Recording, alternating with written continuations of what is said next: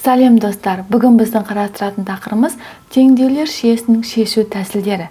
Қарастыратын бірінші тәсіліміз айнымалылардың біреуінен немесе бірнешеуінен арылу тәсілі. Олай болса, жалпы түрде берілген теңдеуіміз теңдеулер жүйесі f(1 x y) және тең болсын g(1 x y)ге. f(2 x y) функциясынан құралған және g(2 x y) функциясынан құралған теңдеулер жүйесі берілсін. Осындағы теңдеулер жүйесіндегі y-ті hx функциясына теңестіріп, f(2 x hx) жаңа теңдеулер жүйесін аламыз. Осы теңдеулер жүйесін шеше отырып, берілген теңдеулер жүйесінің шешімі табылады. Енді осыған сәйкес мына бір есепті шығарып көрейік. Бізде берілген теңдеуіміз x тең y квадрат қосылған 1-ге, ал екінші теңдеуіміз x y тең y квадрат қосылған y кубқа тең болсын. Яғни бұл жерде қолданатын тәсіліміз бір айнымалыдан арылу тәсілі. Олай болса, бірінші берілген теңдеуде x-тің өзі y квадрат қосылған 1-ге тең. Ал екінші теңдеудегі x-тің орнын y квадрат қосылған 1-мен алмастыратын болсақ, y квадрат қосылған 1-мен.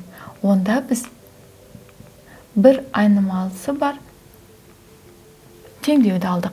Ал енді теңдеулер жүйесін ашып ықшамдайтын болсақ, бізде y-тің кубы қосылған y минус y квадрат және минус y куб тең болады 0-ге. Ұқсас мүшелерін біріктіретін болсақ, бізде тек қалады y минус y квадрат тең болады 0-ге. Екеуінде орта y-ті шығарсақ, 1 минус y тең болады 0-ге. Олай болса, y-тің екі мәні табылады, y тең 0-ге және y тең 1-ге. Олай болса, жаңа теңдеулер жүйесін алатын болсақ, бірінші теңдеулер жүйесіндегі x-ті қалдырсақ, x тең y квадрат қосылған 1, ал y-тің мәні тең болсын 0-ге. Ал екінші жүйеміз бізде x тең y квадрат қосылған 1, y тең болады 1-ге. Олай болса, y-тің мәні 0-ге тең болғанда, x-тің мәні 1-ге тең. Бірінші теңдеулер жүйесінде x-тің мәні 1-ге тең болады, y-тің мәні 0-ге тең болғанда. Ал екінші теңдеулер жүйесінде y-тің мәні 1-ге тең болғанда, x-тің мәні тең болады 2-ге. Олай болса, берілген теңдеулер жүйесінің екі шешімі бар. Яғни, x-і абсцисасы 1-ге тең болғанда, ординатасы 0-ге, ал абсцисасы 2-ге тең болғанда, ординатасы 1-ге тең болатын нүктелер берілген теңдеулер жүйесінің шешімі болып табылады. Келесі екінші тәсілді қарастырайық. Екінші тәсіліміз сызықтық түрлендіру тәсілі деп аталады, кейде алгебралық қосынды деп аталады. Осыған сәйкес бірден теңдеулер жүйесін қарастырсақ. Теңдеулер жүйесі 5xy қосылған 3x квадрат тең болсын 57-ге. Екінші теңдеуіміз 15xy минус x квадрат тең болсын 81-ге. Енді осы теңдеулер жүйесінде бірінші теңдеуді барлығын 3-ке көбейтейік, ал екінші теңдеуді біз минус 1-ге көбейтейік.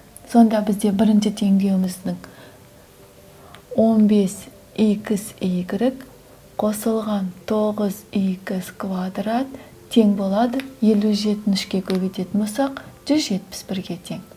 Енді екінші теңдеуді көбейтетін болсақ, минус 15xy қосылған x квадрат тең болады минус 81-ге. Енді осы теңдеулер жүйесін бірінші теңдеуді екіншісіне мүшелеп қосатын болсақ, яғни мүшелеп қосатын болсақ, бізде 15xy-ге қосамыз минус 15xy-ті. Және қосылған 9x квадратқа қосамыз x квадратты. Тең болады 171-ге азайтамыз 81-ді. Сонда бізде 15x y-тен минус 15x y жойылып кетеді. Сонда 9x квадратқа қоссақ x квадратты 10x квадрат тең болады 171-ден 81-ді азайтсақ 90-ға. Олай болса x квадрат тең болады 9-ға. Олай болса x квадрат тең болады 9-ға қалдырып, ал екінші теңдеуімізге 15x y минус x квадрат тең 81 мен жаңа жүйе құратын болайық. Олай болса, біз x квадраттың орнына 1-ден 9-ды қойып, жаңа жүйе құрсақ x квадрат тең 9, ал 15x y x квадраттың орнына 9-ды қойсақ, минус 9 теңдіктің ар жағына плюс болып барады. Яғни 81-ге 9-ды қоссақ, мәні 9-ға тең, 90-ға тең болады. Енді бірінші теңдеуде x квадрат тең 9-ға, екінші теңдеуде x пен y-тің көбейтіндісі тең болады 90-ды 15-ке бөлетін болсақ 6-ға тең. Ал енді бірінші теңдеуде x-тің 2 түбірі табылады, соған сәйкес екінші айнымалы y-тің мәнін таба аламыз. Олай болса, x-тің мәні 3-ке тең болған кезде y-тің мәні тең болады 2-ге. Яғни x-іміз 3 болғанда y-іміз 2-ге тең. Ал x-іміз минус 3-ке тең болғанда y-іміз тең болады минус 2-ге. Олай болса, екінші теңдеудің түбірі минус 3 пен минус 2 деген сөз. Олай болса, берілген теңдеулер жүйесінің шешімі абсцисасы 3-ке тең болғанда ординатасы 2-ге тең болады. Ал абсцисасы минус 3-ке тең болғанда ординатасы минус 2-ге тең болады. Яғни берілген теңдеулер жүйесінің 2 шешімі бар. Біз сіздермен қарастырдық теңдеулер жүйесінің шешуінің бірнеше тәсілін. Келесі сабақта тағы да басқа тәсілдерін қарастыратын боламыз. Ал әзірше сау болыңдар.